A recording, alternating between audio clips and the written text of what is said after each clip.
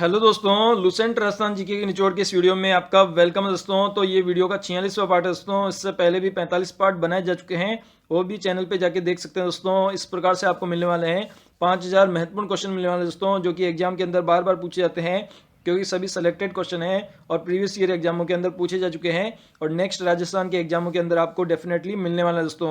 अगर दोस्तों आपको डेली लुसेंट राजस्थान जीके की वीडियो प्राप्त करनी है तो स्टडी रीड आउट चैनल को सब्सक्राइब कर दीजिए और बेल आइकन बटन को भी दबा दीजिए दोस्तों। तो शुरू करते हैं दोस्तों आज की वीडियो। क्वेश्चन है, निम्न में से नलियासर राजस्थान के कौन से जिले में स्थित है? तो इसका करेक्ट आंसर है ऑप्शन नंबर डी, जयपुर जिले में स्थित है नलियासर राजस्थान के। नेक्स्ट है, निम्न में से किन स्थानों पर पूरा पाषाणकालीन अवशेष प्राप्त हुए हैं? तो इसका करेक्ट आंसर है ऑप्शन नंबर सी, जायल डीडवाना नागौर में प्राप्त हुए हैं पूरा पाषाणकालीन अवशेष। नेक्स्ट है, बागोर सभ्यता के उत्खनन का कार्य किसके निर्देशन में हुआ? तो इसका करेक्ट आंसर है ऑप्शन नंबर सी, डॉक्टर वी.एन. मिश्र के नेतृत्व में हुआ था बागोर सभ्यता के उत्खनन का कार्य है। भारत के प्राचीन टाटा नगर के नाम से विख्यात राजस्थान राज्य के पुरातात्विक स्थल रेड टोंक में किसका एशिया का सबसे बड़ा भंडार मिला है? तो इसका करेक्ट आंसर है ऑप्शन नंबर सी, प्राचीन सिक्कों का सबसे बड़ा भंडार मिला है एशिया का रेड टोंक में, जिसे प्राचीन काल में टाटा नगर के नाम से भी जाना जाता था।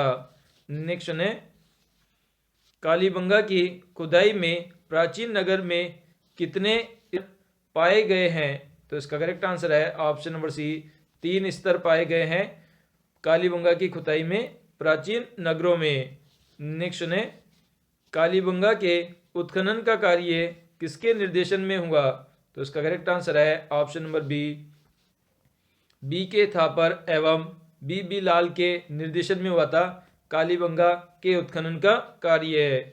नेक्स्ट है, आहड़ सभ्यता को एक विशेष सभ्यता कहता है, वह सभ्यता कौन सी है? तो इसका करेक्ट आंसर है ऑप्शन नंबर सी, ताम्रयुगीन सभ्यता है आहड़ सभ्यता। नेक्स्ट है, राजस्थान के किस क्षेत्र में होली के अवसर पर पुरुषों द्वारा वृत्ताकार नृत्य हाथों में चंग लेकर किया जाता है? तो इसका करेक्ट आंसर है ऑप्शन नंबर ए, शेखावाटी क्षेत्र में किया जाता है चंग नृत्य हाथों में चंग लेकर और वृत्ताकार रूप में। नेक्स्ट है, कालीबंगा की सभ्यता किस नदी के किनारे थी? तो इसका करेक्ट आंसर है ऑप्शन नंबर ए, सरस्वती नदी के किनारे फैली थी कालीबंगा की सभ्यता। नेक्स्ट है, निम्न में से आहड़ सभ्यता के लोगों की अर्थव्यवस्था का मुख्य आधार क्या था? तो इसका करेक्ट आंसर है ऑप्शन नंबर सी, उद्योग धंधे थे प्रमुख आधार जो कि आहड़ सभ्यता के लोगों का। नेक्स्ट है, राजस्थान की युगीन सभ्यता का सबसे प्रमुख सभ्यता है? तो इसके करेक्ट आंसर है ऑप्शन नंबर बी, आहड़ सभ्यता है ताम्रयुगीन सभ्यता की प्रमुख सभ्यता। नेक्स्ट है, प्रोफेसर एस.डी. सांकलिया के निर्देशन में जिस सभ्यता का उत्खनन हुआ वह कौन सा है? तो इसका करेक्ट आंसर है ऑप्शन नंबर बी, आहड़ सभ्यता का उत्खनन हुआ था। नेक्स्ट है, बैराट में किस सभ्यता के अवशेष प्राप्त हुए हैं? तो इसका करेक्ट आंसर है ऑप्शन नंबर सी, मौर्यकालीन सभ्यता के अवशेष प्राप्त हुए हैं बैराट में। नेक्स्ट है, निम्न में से कौन पुरातात्विद कालीबंगा के खोजकर्ता है? तो इसका करेक्ट आंसर है ऑप्शन नंबर बी, ए घोष है जो कि पुरातात्विद कालीबंगा के खोजकर्ता है। नेक्स्ट है, राजस्थान में लगभग 1800 गुप्तकालीन सिक्के कहाँ प्राप्त मिले हैं? तो इसका करेक्ट आंसर है ऑप्शन नंबर सी, ये बयाना से प्राप्त हुए हैं 1800 गुप्तकालीन सिक्के। नेक्स्ट है, किस स्थल के इंडो यूनानी शासकों के 28 सिक्के मिले हैं? तो इसका करेक्ट आंसर है ऑप्शन नंबर बी, विराटनगर से प्राप्त हुए हैं इंडो यूनानी शासकों के 28 सिक्के। नेक्स्ट है, बांकीदासरी ख्यात में किस शासकों का वर्णन है? तो इसका करेक्ट आंसर है ऑप्शन नंबर बी, जोधपुर के शासकों का वर्णन किया गया है बांकीदासरी ख्यात में। नेक्स्ट सुने, राजस्थान में सर्वप्रथम विभिन्न राजवंशों का इतिहास लिखना किसके प्रारंभ किया था? तो इसका करेक्ट आंसर है ऑप्शन नंबर बी, सबसे पहले मुहूर्त नेंसी ने प्रारंभ किया था राजस्थान के विभिन्न राजवंशों का इतिहास लिखना। नेक्स्ट सुने, अचलदास वचनिका नामक ऐतिहासिक रचना में कहाँ के शासकों का वर्णन है? तो इसका करेक्ट आंसर है ऑप्शन नंबर बी, गागरोन के शासकों का वर्णन है अचलदासरी वचनिका में। नेक्स्ट सुने, जूनागढ़ प्रशस्ति किसके द्वारा स्थापित की गई? तो इसका करेक्ट आंसर है option number B, Rai Singh के द्वारा स्थापित की गई थी जूनागढ़ प्रशस्ति। नेक्स्ट सुने, एकलिंग जी के मंदिर में दक्षिणी द्वार की प्रशस्ति किसके समय उत्कीर्ण की गई? तो इसका करेक्ट आंसर है option number D, Maharana Ranmal के समय उत्कीर्ण की गई थी दक्षिणी द्वार पे प्रशस्ति। नेक्स्ट सुने, बप्पा रावल को विप्र वंशीय किस प्रशस्ति में बताया गया है? तो इसका करेक्ट आंसर है ऑप्शन नंबर बी, कुंभलगढ़ प्रशस्ति में बताया गया है बप्पा रावल को विप्र वंशीय। नेक्स्ट सुने, गुहिल वंश के बप्पा से लेकर कुंभा तक की विस्तृत वंशावली एवं उनकी उपलब्धियों का वर्णन कहाँ मिलता है? तो इसका करेक्ट आंसर है ऑप्शन नंबर बी, कीर्ति स्तंभ लेख में मिलता है बप्पा रावल से लेकर कुंभा तक की वंशावली और उनकी उपलब्धियों का वर्णन। नेक्स्ट सुने, रणकपुर प्रशस्ति का सूत्रधार कौन था? तो इसका करेक्ट आंसर है ऑप्शन नंबर बी, देपाक था रणकपुर प्रशस्ति का सूत्रधार। नेक्स्ट सुने, किस प्रशस्ति में बप्पा और कालभोज को अलग अलग व्यक्ति बताया गया है? तो इसका करेक्ट आंसर है ऑप्शन नंबर सी, जो रणकपुर की प्रशस्ति है उसमें बप्पा और कालभोज को अलग अलग व्यक्ति बताया गया है। नेक्स्ट सुने, चित्तौड़गढ़ दुर्ग के जैन कीर्ति स्तंभ में उत्कीर्ण 3 अभिलेखों का स्थापनाकर्ता कौन था? तो इसका करेक्ट आंसर है ऑप्शन नंबर बी, जीजा शाह था तीनों अभिलेखों का उत्कीर्णकर्ता जो कि जैन कीर्ति स्तंभ में स्थित है। नेक्स्ट सुने, बिजोलिया शिलालेख की स्थापना किसने के द्वारा की गई? तो इसका करेक्ट आंसर है ऑप्शन नंबर बी, जैन श्वाक लोलक के द्वारा की गई थी बिजोलिया शिलालेख की स्थापना। नेक्स्ट सुने, किस लेख में परमाणु की उत्पत्ति ऋषि वशिष्ठ के आबू यज्ञ से बताई गई है? तो इसका करेक्ट आंसर है ऑप्शन नंबर डी, किराड़ू के लेख में बताई गई है परमाणु की उत्पत्ति ऋषि वशिष्ठ के आबू यज्ञ से। नेक्स्ट सुने, किस लेख में ये बताया गया है कि चौहान सूर्यवंशी थे? तो इसका करेक्ट आंसर है ऑप्शन नंबर सी, हरिकेली नाटक में बताया गया है कि चौहान सूर्यवंशी थे। नेक्स्ट सुने, कर्नल जेम्स टोड द्वारा समुद्र में फेंका गया? तो इसका करेक्ट आंसर है ऑप्शन नंबर डी, ये मानमोरी का शिलालेख था जो कि कर्नल टोड के द्वारा समुद्र में फेंका गया था। नेक्स्ट सुने, राजस्थान का प्राचीनतम शिलालेख कौन सा है? तो इसका करेक्ट आंसर है ऑप्शन नंबर बी, बड़ली का शिलालेख है जो कि प्राचीनतम शिलालेख है। नेक्स्ट सुने, राजस्थान में जो सबसे पहले हुए वे क्या कहलाते हैं? तो इसका करेक्ट आंसर है ऑप्शन नंबर बी, इन्हें आहत मुद्राएं कहते हैं जो सिक्के सबसे पहले प्राचीन काल में प्राप्त हुए हैं। नेक्स्ट सुने, राज प्रशस्ति का लेखक का नाम है? तो इसका करेक्ट आंसर है option number C, Ranchhod Bhatt है राज प्रशस्ति के लेखक का नाम। नेक्स्ट सुने, मुडियार री ख्यात का वर्णन है? तो इसका करेक्ट आंसर है ऑप्शन नंबर बी बिल्कुल करेक्ट है, इसमें मारवाड़ के राठौड़ शासकों का वर्णन किया गया है मुडियारी ख्यात में। नेक्स्ट सुने, आहड़ के ताम्रपत्र 1206 में हमें क्या जानकारी मिलती है? तो इसका करेक्ट आंसर है ऑप्शन नंबर डी, गुजरात के शासक भीमदेव के समय मेवाड़ पर गुजरात का अधिकार था, इसकी जानकारी मिलती है आहड़ के ताम्रपत्र में। नेक्स्ट सुने, महाराणा कुंभा की विजयों और विरुद्धों की जानकारी कहाँ से मिलती है? तो इसका करेक्ट आंसर है ऑप्शन नंबर बी, रणकपुर प्रशस्ति से मिलती है महाराणा कुंभा की विजयों की जानकारी। नेक्स्ट है, किस शिलालेख में चौहानों को वत्स गोत्र का ब्राह्मण कहा गया है? तो इसका करेक्ट आंसर है ऑप्शन नंबर सी, बिजोलिया शिलालेख में कहा गया है चौहानों को वत्स गोत्र का ब्राह्मण।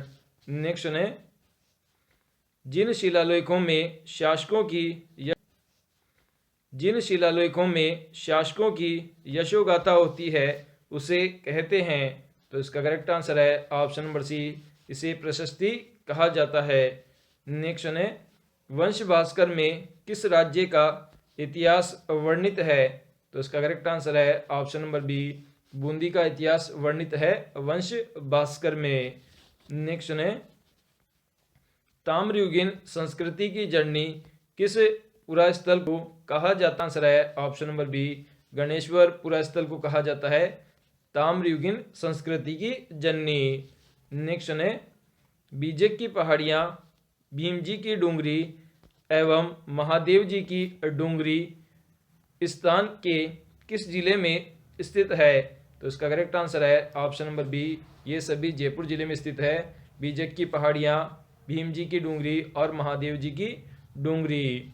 नेक्स्ट है, किस स्थान की खुदाई में शुंग एवं कुषाणकालीन सभ्यता के अवशेष मिलते हैं? तो इसका करेक्ट आंसर है ऑप्शन नंबर बी, जोधपुरा की खुदाई में मिलते हैं शुंग और कुषाणकालीन सभ्यता के अवशेष। नेक्स्ट है, कालीबंगा का शाब्दिक अर्थ क्या है? तो इसका करेक्ट आंसर है ऑप्शन नंबर बी, काली चूड़ियां हैं कालीबंगा का शाब्दिक अर्थ। ने आयताकार गुर्जिया किस उत्खनन स्थल से प्राप्त हुई है? तो इसका करेक्ट आंसर है ऑप्शन नंबर ए, बालाथल से प्राप्त हुई है आयताकार बुर्जिया। नेक्स्ट है, बैराट राजस्थान के किस जिले में है? तो इसका करेक्ट आंसर है ऑप्शन नंबर डी, जयपुर जिले में स्थित है बैराट राजस्थान के। नेक्स्ट है, आदि वराह की उपाधि किस राजपूत शासक ने धारण की थी? तो इसका करेक्ट आंसर है ऑप्शन नंबर बी, मिहिर भोज ने धारण की थी आदि वराह की उपाधि। नेक्स्ट है, वह चीनी यात्री जिसने भीनमाल की यात्रा की थी कौन है? तो इसका करेक्ट आंसर है ऑप्शन नंबर बी, हेनसांग है चीनी यात्री जिसने भीनमाल की यात्रा की थी। नेक्स्ट है, निम्न में से मंडोर के प्रतिहार कौन माने जाते हैं? तो इसका करेक्ट आंसर है ऑप्शन नंबर डी, जो ब्राह्मण हैं उन्हें माना जाता है मंडोर का प्रतिहार। नेक्स्ट है, राजा नागभट्ट प्रथम का राजवंश कौन सा है? तो उसका करेक्ट आंसर है ऑप्शन नंबर ए, गुर्जर प्रतिहार है राजा नागभट्ट का राजवंश। नेक्स्ट है, किस प्रतिहार राजा के काल में प्रसिद्ध ग्वालियर प्रशस्ति की रचना की गई? तो इसका करेक्ट आंसर है ऑप्शन नंबर बी, भोज प्रथम के काल में की गई थी ग्वालियर प्रशस्ति की रचना। नेक्स्ट है, ओसिया में महावीर स्वामी को समर्पित जैन मंदिर का निर्माण किस राजा के काल में हुआ? तो इसका करेक्ट आंसर है ऑप्शन नंबर बी, वत्सराज प्रतिहार राजा के शासनकाल में हुआ था जैन मंदिर का निर्माण। नेक्स्ट है, महामारू शैली का प्रचलन किसके शासनकाल में हुआ? तो इसका करेक्ट आंसर है ऑप्शन नंबर सी, गुर्जर प्रतिहार के शासनकाल में हुआ था महामारू शैली का प्रचलन। नेक्स्ट है, 6वीं शताब्दी के द्वितीय चरण में पश्चिमी राजस्थान का क्षेत्र कहलाता था। तो इसका करेक्ट आंसर है ऑप्शन नंबर बी, बिल्कुल करेक्ट है, इसे गुजरातरा के नाम से जाना जाता था पश्चिमी राजस्थान के क्षेत्र को। नेक्स्ट, नागभट्ट प्रतिहार दादा का क्या नाम था? तो इसका करेक्ट आंसर है ऑप्शन नंबर सी, रज्जिल था दादा का नाम। नेक्स्ट है, नागभट्ट द्वितीय ने मुसलमानों को पराजित किया, इसकी जानकारी कहाँ मिलती है? तो इसका करेक्ट आंसर है ऑप्शन नंबर बी, ग्वालियर के अभिलेख में मिलती है। नेक्स्ट है, राष्ट्रकूट शासकों ध्रुव ने किस गुर्जर प्रतिहार शासक के दक्षिण विजय अभियानों पर रोक लगाई? तो इसका करेक्ट आंसर है ऑप्शन नंबर बी, महेंद्रपाल प्रथम ने रोक लगाई थी। नेक्स्ट ने प्रतिहार शासकों के काल में प्रयुक्त मंदिर स्थापत्य कला की शैली का नाम है? तो इसका करेक्ट आंसर है ऑप्शन नंबर डी, गुर्जर प्रतिहार शैली थी मंदिर स्थापत्य कला की शैली। नेक्स्ट है, किसने अपनी राजधानी मंडोर के स्थान पर बनवाई? तो इसका करेक्ट आंसर है ऑप्शन नंबर डी, नागभट्ट प्रथम ने बनाई थी अपनी राजधानी मंडोर के बजाय कहां पर? भीनमाल में। नेक्स्ट है, किस प्रतिहार शासक के समय प्रतिहारों की शक्ति चरम पर थी? तो इसका करेक्ट आंसर है ऑप्शन नंबर बी, मिहिर भोज के समय थी प्रतिहारों की शक्ति चरम पर। नेक्स्ट है, आदि वराह की उपाधि धारण करने वाला शासक कौन था? तो इसका करेक्ट आंसर है ऑप्शन नंबर बी, मिहिर भोज था आदि वराह की उपाधि धारण करने वाला शासक। नेक्स्ट है, किस प्रतिहार शासक ने गंगा के जल में समाधि ली? तो इसका करेक्ट आंसर है ऑप्शन नंबर सी, नागभट्ट द्वितीय ने ली थी गंगा के जल में समाधि। नेक्स्ट है, मुहनोत नैंसी द्वारा उल्लेखित गुर्जर प्रतिहार की 26 शाखाओं में से कौन सी प्रमुख 2 शाखाएं हैं? तो इसका करेक्ट आंसर है ऑप्शन नंबर बी, मंडोर शाखा और भीनमाल शाखा, ये 2 प्रमुख शाखाएं हैं गुर्जर प्रतिहारों की 26 शाखाओं में से। नेक्स्ट है, तराइन के युद्ध का विस्तृत विवरण किस ग्रंथ से प्राप्त होता है? तो इसका करेक्ट आंसर है option number C, Prithviraj Raso ग्रंथ से प्राप्त होता है तराइन के युद्ध का विस्तृत विवरण। नेक्स्ट है, तराइन का मैदान वर्तमान में कहाँ है? तो इसका करेक्ट आंसर है ऑप्शन नंबर बी, करनाल में स्थित है तराइन का मैदान वर्तमान में। नेक्स्ट है, पृथ्वीराज के शासन प्रबंध संभालने के बाद उसका प्रथम सैनिक अभियान किसके विरुद्ध हुआ? तो इसका करेक्ट आंसर है ऑप्शन नंबर बी, उसके चचेरे भाई नागार्जुन के खिलाफ हुआ था उसका पहला सैनिक अभियान। नेक्स्ट है, पृथ्वीराज चौहान एवं मोहम्मद गौरी का पहला युद्ध कहाँ हुआ था? तो इसका करेक्ट आंसर है ऑप्शन नंबर बी, तराइन के मैदान में हुआ था पृथ्वीराज चौहान और मोहम्मद गौरी के मध्य पहला युद्ध।